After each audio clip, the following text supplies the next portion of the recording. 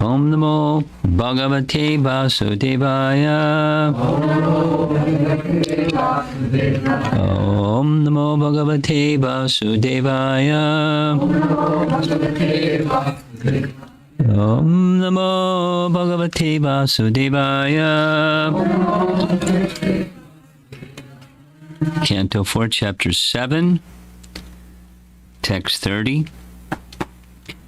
Yesterday we heard Lord Shiva's prayer to Lord Vishnu at the sacrificial performance resumed by Daksa.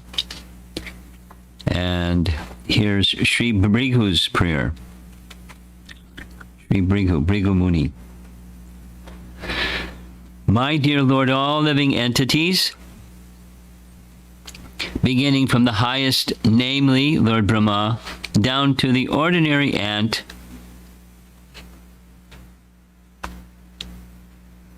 I wonder if it says ant.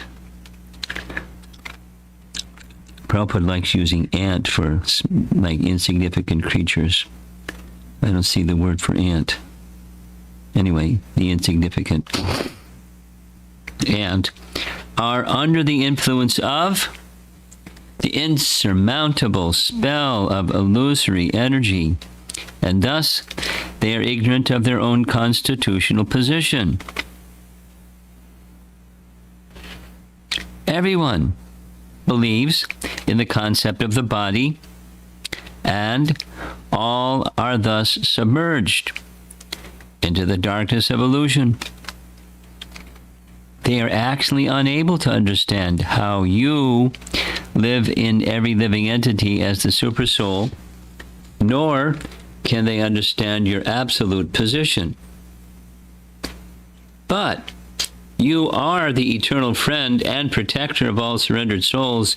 Therefore, please be kind toward us and forgive all our offenses. Now, Brigu was the one that kicked Vishnu in the chest, so he has a reason for asking.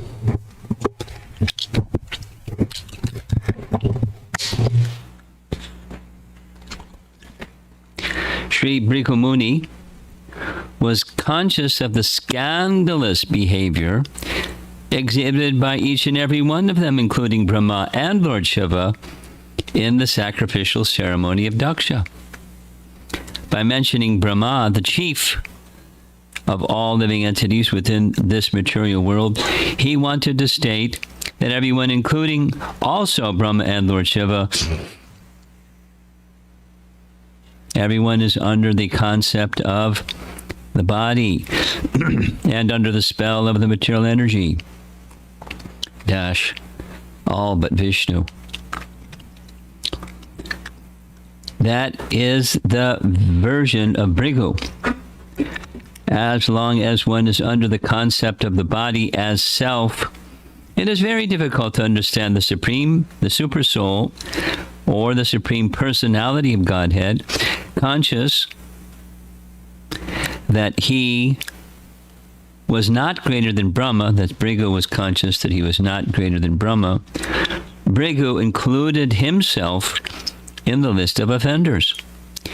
Ignorant personalities or conditioned souls have no choice but to accept their precarious condition under material nature.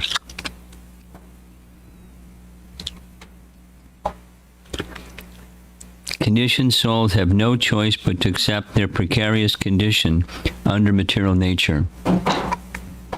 The only remedy is to surrender to Vishnu and always pray to be excused. One should depend only on the causeless mercy of the Lord for deliverance, and not even slightly on one's own strength. That is the perfect position of a Krishna-conscious person. The Lord is everyone's friend, but he is especially friendly to the surrendered soul.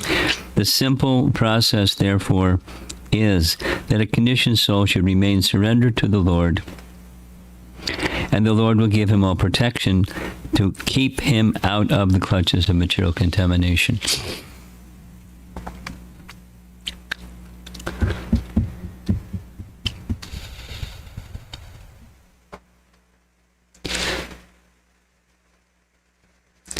This is a Sambandha Gyan verse.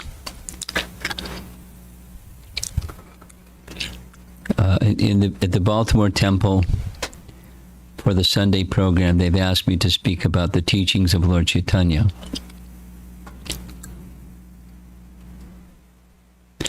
And there's different ways that the teachings of Lord Chaitanya have been presented. One of them, however, is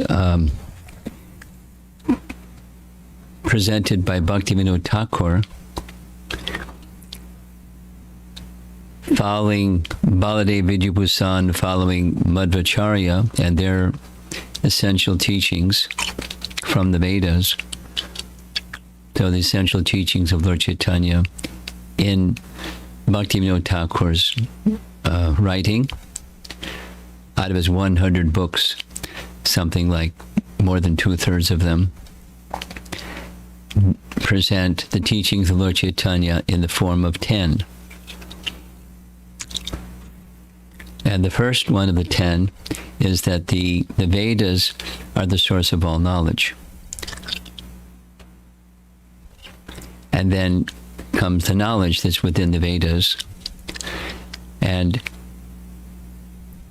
several of them, 6 or 7 of them, are Sambandha.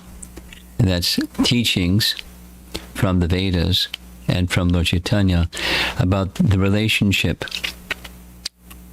of all things with the source of emanation.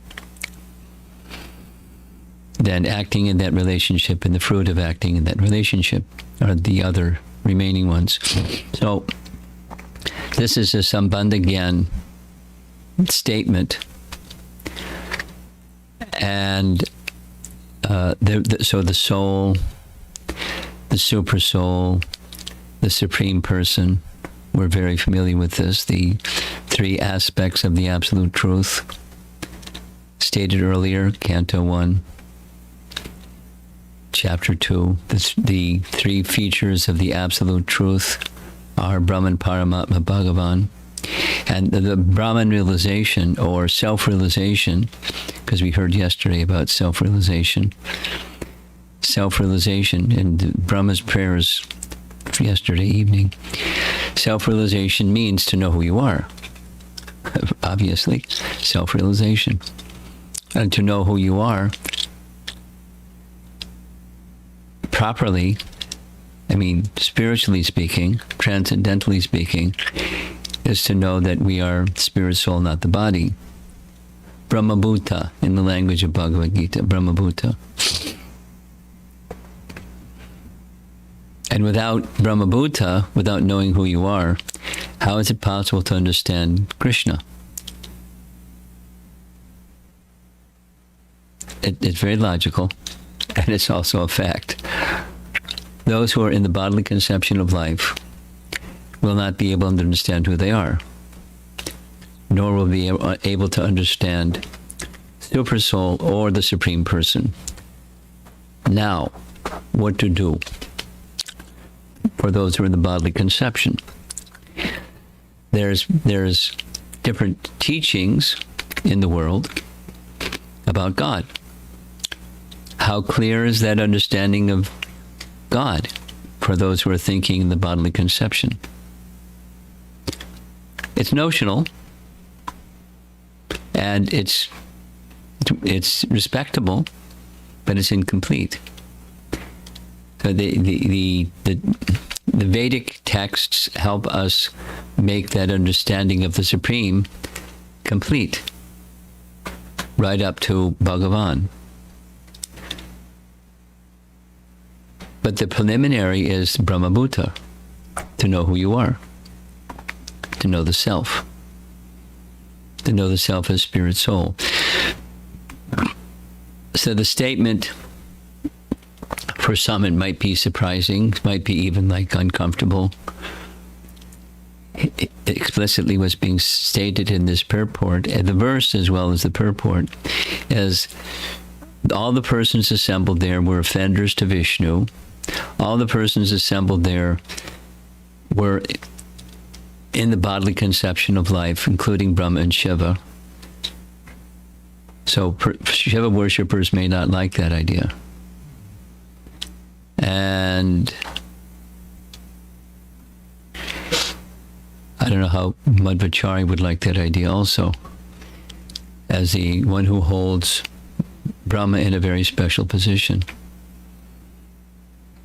But in any case, the Bhagavatam is making it very clear that all personalities, except those who are liberated in the spiritual conception of life, are with the bodily concept. And those, according to that Brahmabhuta verse, it's interesting. According to that Brahmabhuta verse, devotional service begins from the platform of self-realization. And how many want to raise their hand and say that they're self-realized? Probably nobody. So, are we engaged in devotional service or not engaged in devotional service? In Prabhupada's Nectar Devotion series, taught in Vrindavan, 1972, he explains that yes, devotional service has begun even before one is self-realized, but he calls it, in that lecture series, Prakrita Bhakta, or normally you would say sadhana bhakti. It says practice. Practice. It's like something like those that young people that want to get a driver's license. They don't have to, but it's common to take a driver's education course. And then they're practicing. And the practicing car is specially designed so that the instructor is seated next to the driver. And in case the driver messes up, the instructor can flick a switch and take over and control the vehicle so they don't crash. So there's practice before you get your license, and then you're driving, but before it's practice. So we're in the sadhana bhakti stage. We're practicing. And sadhana bhakti that's done properly leads to pure devotional service, because devotional service is pure. Another reference, Anyabhilasha Shanyam. Many of you, maybe most of you, if not all of you, know that verse. It's Rupa Goswami's principal verse in the whole Nectar Devotion, where it's giving a definition of bhakti. Bhakti is without jnana and without karma, without speculative knowledge. I mean, there's knowledge, but without speculative knowledge or interest in fruitive activity. Now, what Daksa was doing was fruitive activity. This yajna that's going on is fruitive activity yajna. However, even fruitive activity yajna has a bhokta, and that's Vishnu. So Vishnu's come as the enjoyer of the yajna, and they're offering prayers to him. But the purpose of such yajnas is material prosperity, dharma, artha. So Bhagavatam is teaching no need for dharma, artha, kama, moksha, including liberation, if you're on the fifth platform, which is devotional service. Devotional service has moksha as a subset. Devotional service has taking care of necessities as a subset. One doesn't need to separately strive for any of those things. So bhakti definition is without jnana and karma, but instead with something, not inactivity, but the something is using the same paraphernalia, senses, objects of senses, etc., mind, intelligence, everything, using everything in Krishna's service. That's Rupa Goswami's definition.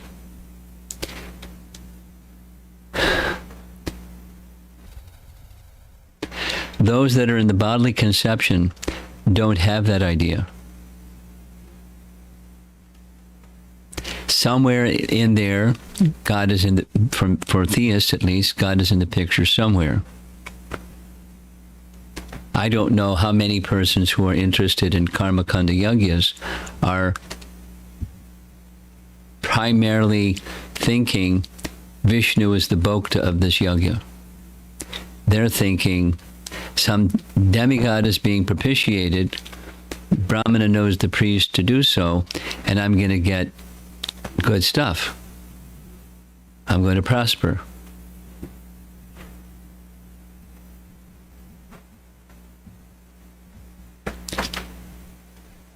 In general, Krishna says in Bhagavad Gita, people think that Dharma is for that purpose. What purpose?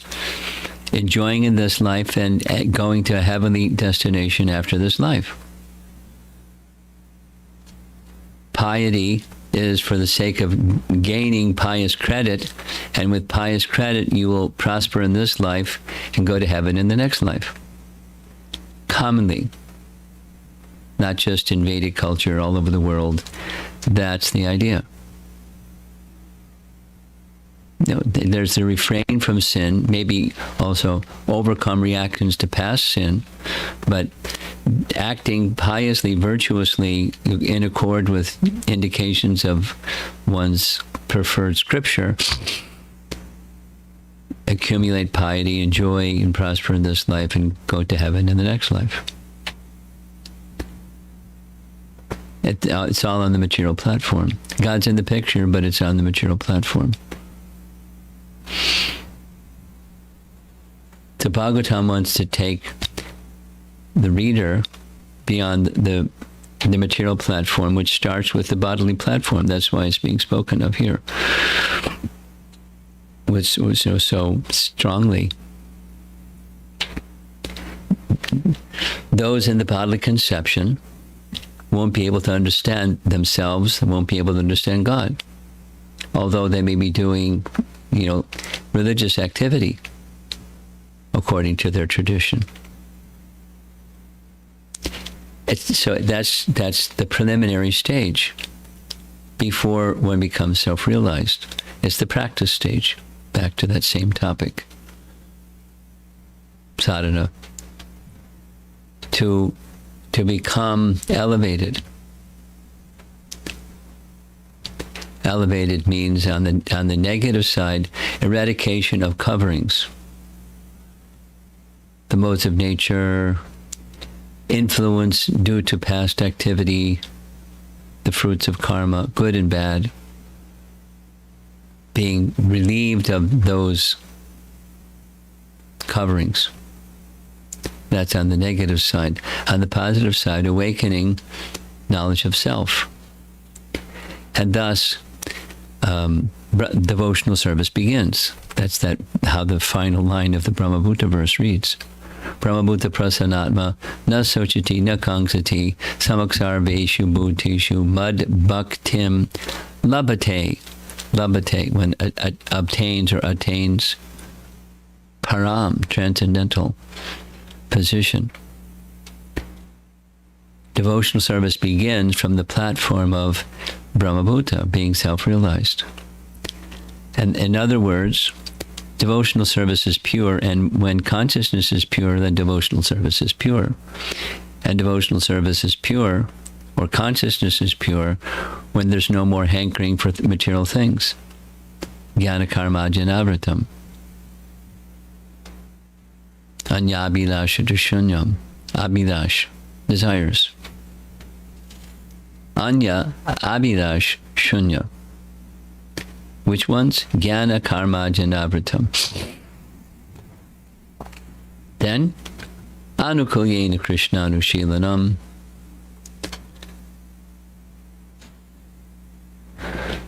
Bhrigu is speaking about himself, but is also speaking on behalf of the whole assembly.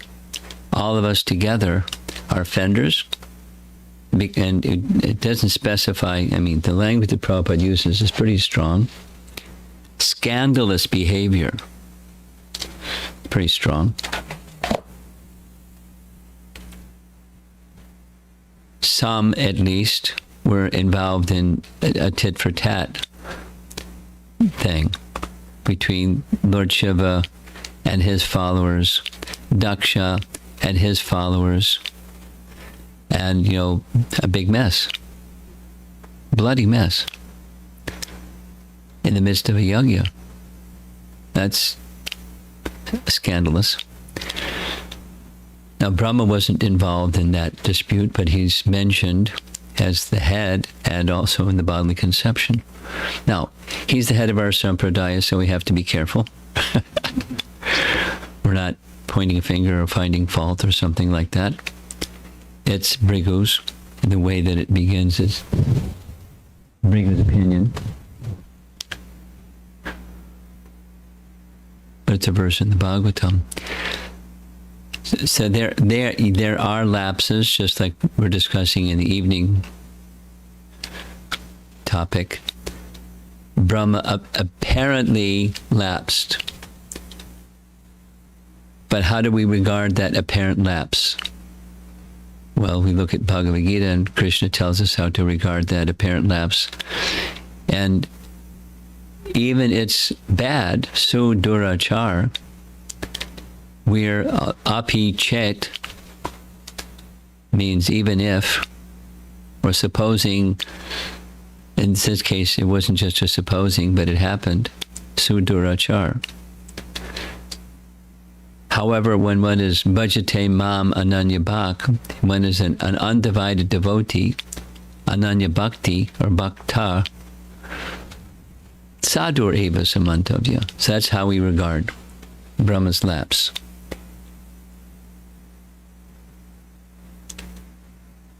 And any personality that's ananya bhakta, they're on a very special platform, and they're to be regarded in a very special way.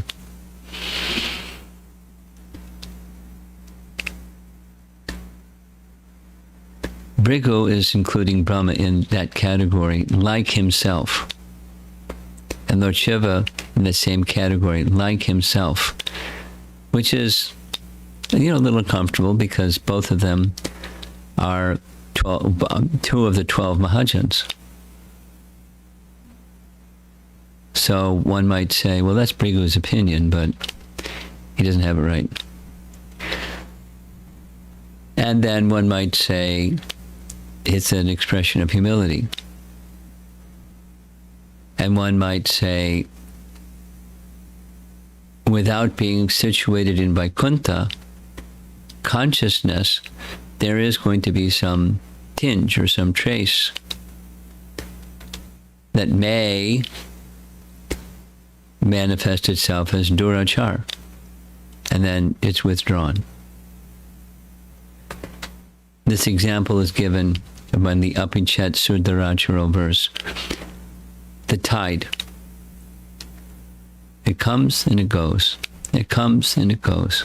And it comes and it goes. And it doesn't cross a certain line. It comes up to that line, and then it recedes. However, sometimes there's an exception. The apinchet, even if. That's some exception, for example, is a tidal wave or tsunami. Here comes a giant wave that goes beyond where the tide stops, and it covers more of the land, and it can do a whole big bunch of damage. And after the tsunami or tidal wave subsides, it's back to the tide comes in, the tide comes out, the tide comes in, tide comes out. Therefore, there are exceptions, and when those exceptions occur, that person who's an Ananya Bhakta should be considered sadhu, even if the tidal wave comes in, circumstances are such that there's some misconduct, even some sudurachar, very bad activity, there may be. So one could say this is one of those circumstances. We discussed a little bit about yesterday, Lord Shiva, and how he's regarding his conduct during that dispute.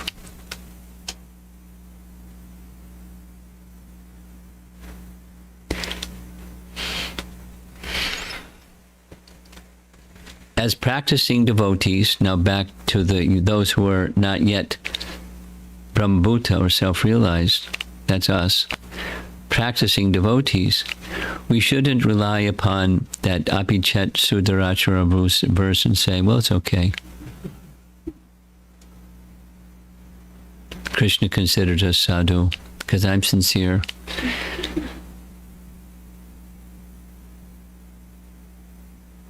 Rather, it's for having proper regard for exalted persons who, in some circumstance, may slip. Bhrigu's counting himself in such a category. Bhrigu did it himself, not specific to the Daksa Yaga. We don't hear what he did during the Daksa Yaga. I don't recall. But his examining, at the request of other sages, examining Lord Shiva, Lord Brahma, and Vishnu,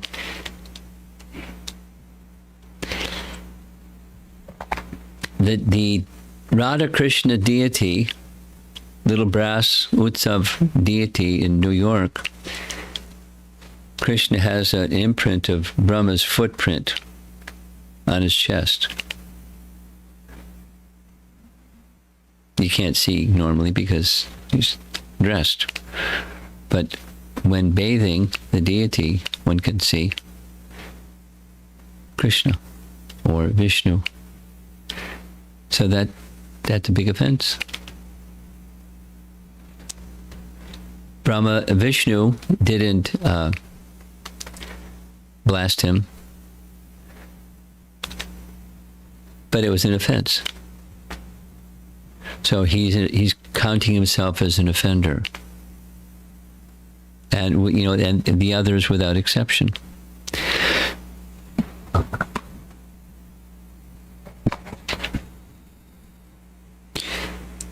You live in every living entity as a super soul, nor can they understand your absolute position, but you are the eternal friend and protector of all surrendered souls. Therefore, please be kind toward us and forgive all our offenses.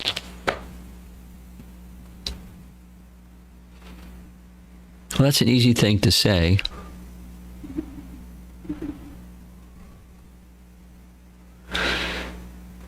But real forgiveness comes when one doesn't make the mistake again. One can be forgiving, for sure. But sincerely seeking forgiveness for some offense is you don't commit offenses again. A fantastic example of that is Jagai Madhai.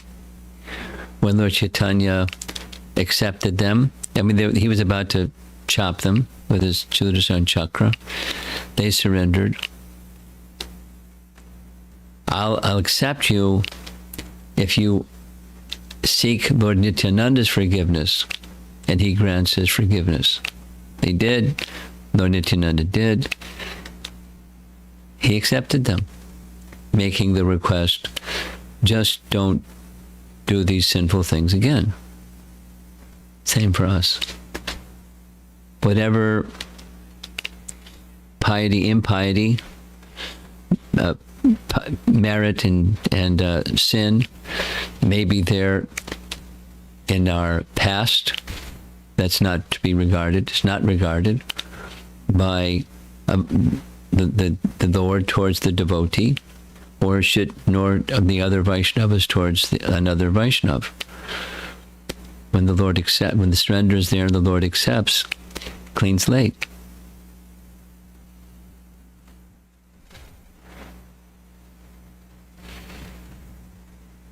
But don't do it again.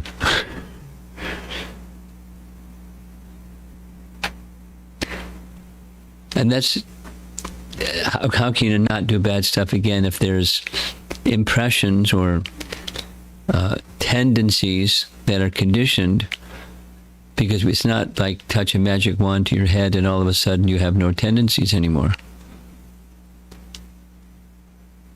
Still, guided by intelligence and strengthened by the power of bhakti, one doesn't do those things again. Then it's certainly possible to overcome tendencies.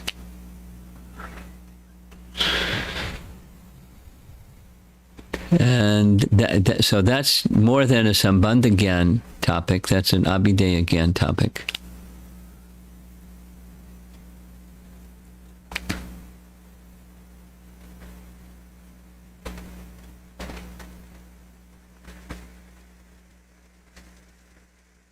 Understanding Krishna rests upon bhakti. It doesn't rest upon karma and gyan.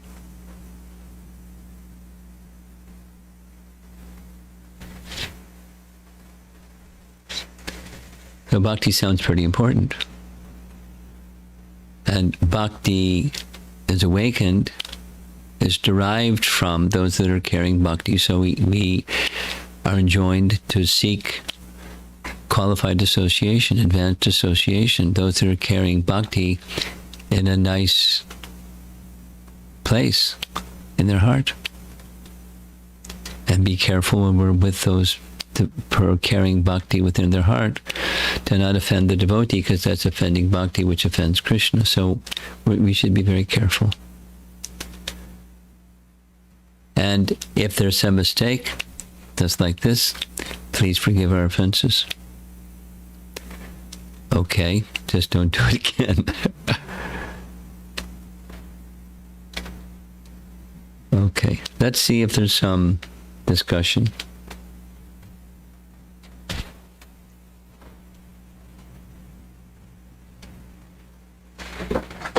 Where? Not there. Okay.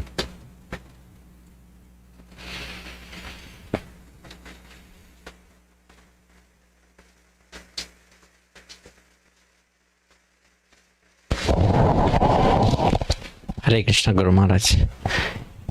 If we don't even know the knowledge, if we don't have the knowledge of identifying the offenses at least, then how don't have the knowledge of what? Offenses. Of offenses. So no problem. People ask and you'll find out. They're taught abundantly. Just read Prabhupada's books and you'll find them in many places. No problem. You don't know? Or you want to know? Or you don't know where in Prabhupada's books to find it? What you're asking? So I think theoretically we understand, but practically when we do something... That's another story. The knowing and following what you know are two different steps. So we practice and keep good association to help remind us when we mess up. Okay. I have another question. Yeah. So theoretically, like in the morning sadhana, we plan to do all those not to make offenses, and theoretically everything looks good. But practically when we execute, we don't stand on to that. Like you don't stand on those what we learned. Theory and practice. Yes, they're different. Yeah, way different assets. So how do we raise to that level? There is a lot of gap in that. Practice. One who strives by right means is assured of success. You need to know what the right means are. You need to strive, and you need good association to keep you on track in case you get distracted. Good association. That's what we do. Others?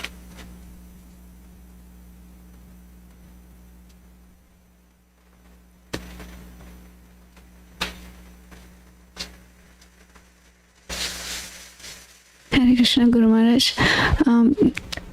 I'm just curious that when Bhrigu offended the Lord didn't take it's an offense.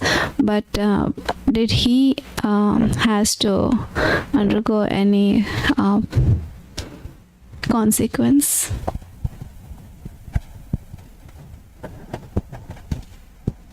I'm not aware.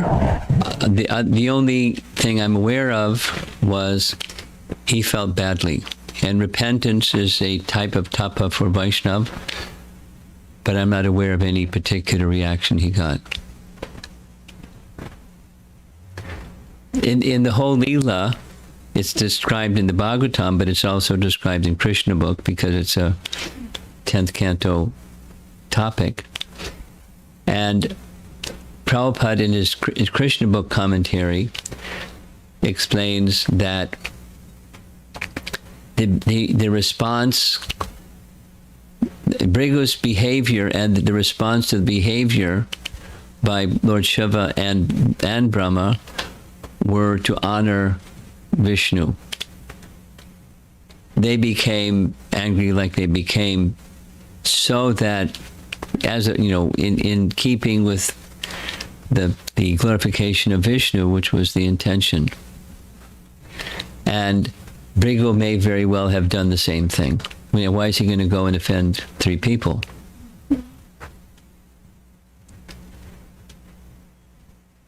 Well, it was, test them.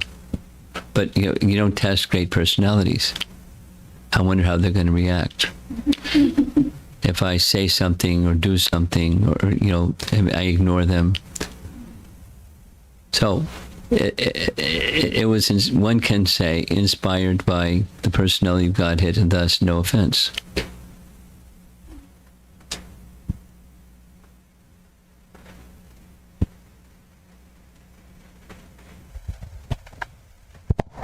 Or no reaction. Okay? I have one more. Like when I see something is going wrong, then even if it is elder than me, Even if it is what? Even one is elder than me. Elder than you. Yeah. Okay. So I just tell them that no, this is the way, this is not the way.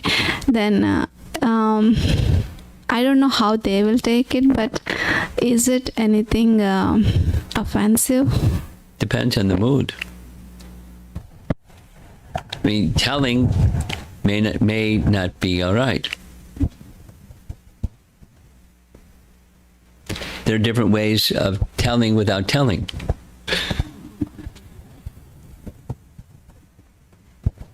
And cultured people know those ways.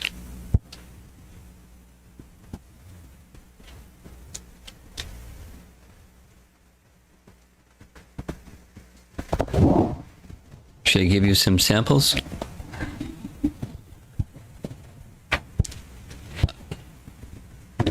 My dear elder, I'm confused.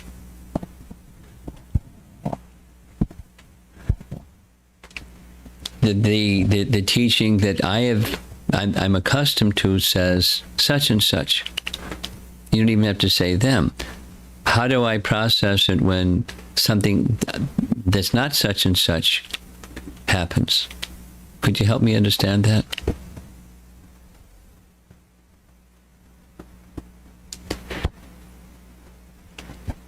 So that's the finesse. An example where there's no disrespect.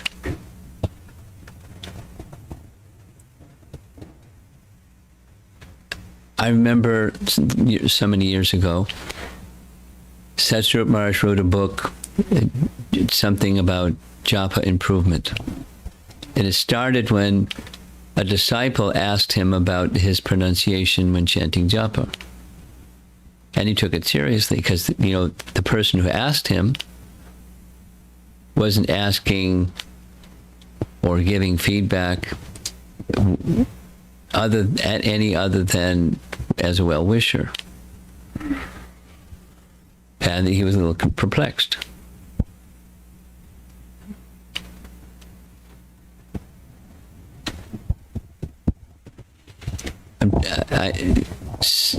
rattling around in my memory bank up there is some very nice examples from Scripture where feedback to a superior is given in a very cultured way. I suggest that as you go on reading, you take note of how it's done when those situations come up.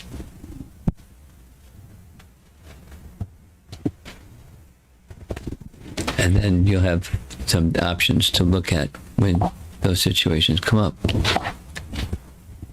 Okay?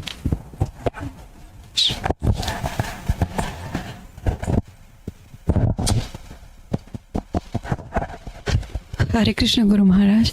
So all these prayers, when they are saying to the Lord, I heard that it is their view and the realization that they are speaking out. So Bhrigu Muni's realization is not that Lord Brahma and Shiva are at material platform. So he's just simply speaking out of humility. Is that the way we understand? There's different ways of looking at it. That might be one of the ways of looking at it.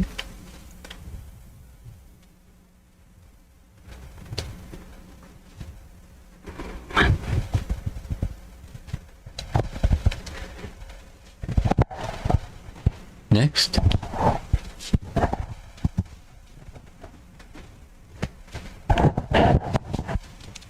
This is regarding that, Maharaj, if some senior devotee asked a feedback on something. If you what?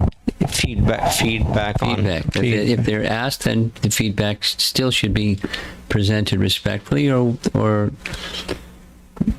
depending upon circumstance, one might even refrain. So.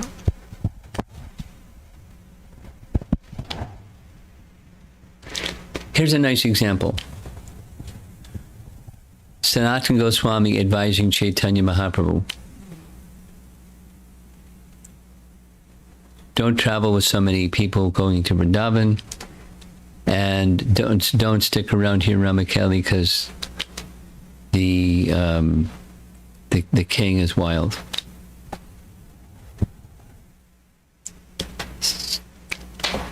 Later, Chaitanya Mahaprabhu chastises Jagadananda Pandit by saying, Sanatana Goswami is so elevated that he's qualified to instruct me, and you're Jagadananda is instructing Sanatana Goswami?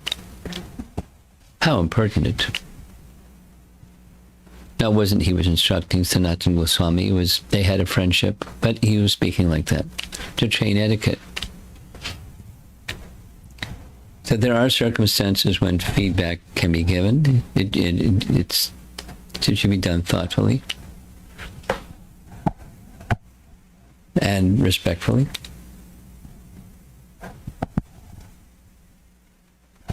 Okay. Thank you. Yeah. All the way in the back.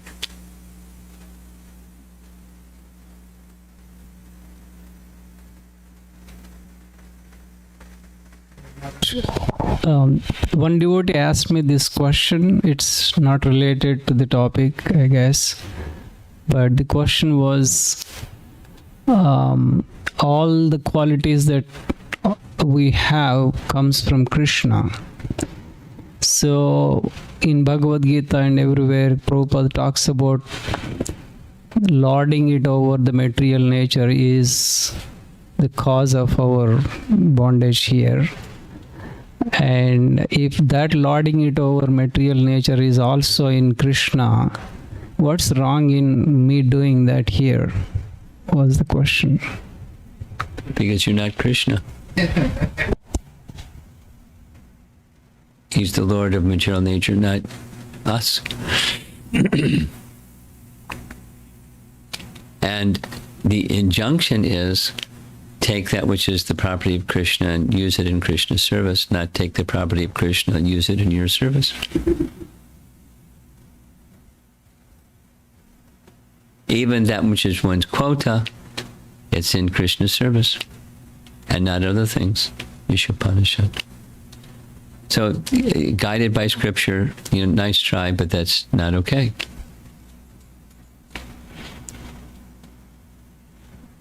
Okay? Thank you. Srila Prabhupada ki jai.